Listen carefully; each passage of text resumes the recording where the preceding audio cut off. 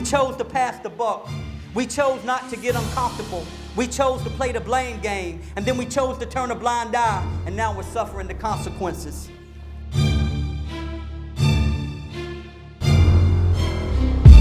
We grew deaf to the cry of a generation. The people that were hungry for truth. They were hungry for substance. And in return, we lost them. We instead built our golden calf in the form of a prosperity gospel, where instead of being conformed to the image of Christ, we were conformed to the image of capitalism.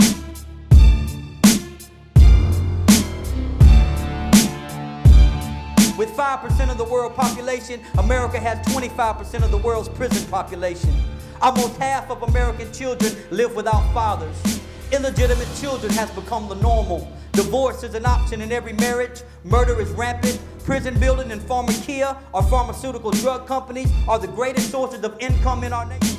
Postmodernists go against their own belief. If whatever everybody thinks is true, and whatever's true for you works for you, then what do we have? Total lawlessness. If I think it's okay to go out and do whatever I want, then there's no law to protect you from whatever I want to do. Then human life has no value and human life has no meaning. That's where this theory comes from.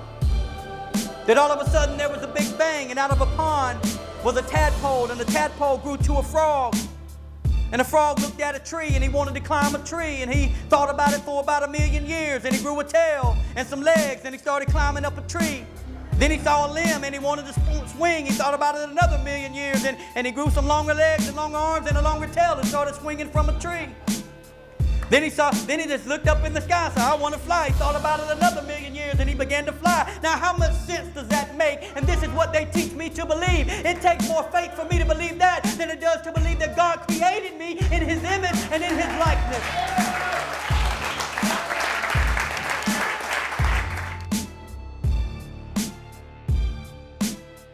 But we wonder why young men are killing each other in the streets.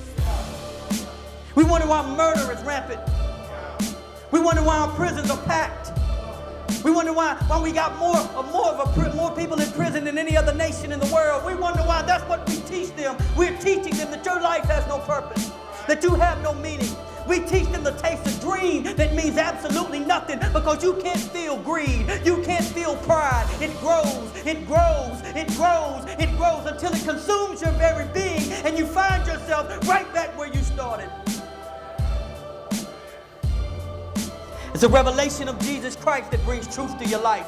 It's a clear picture of who He is, not a religious version, not a works-based salvation, not the traditions of men. It's when your lens gets clean, when the Holy Spirit regenerates your heart and you become a new being and you begin to see Him for who He is.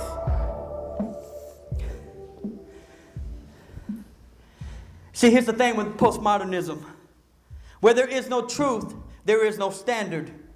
And where there is no standard, there is no direction.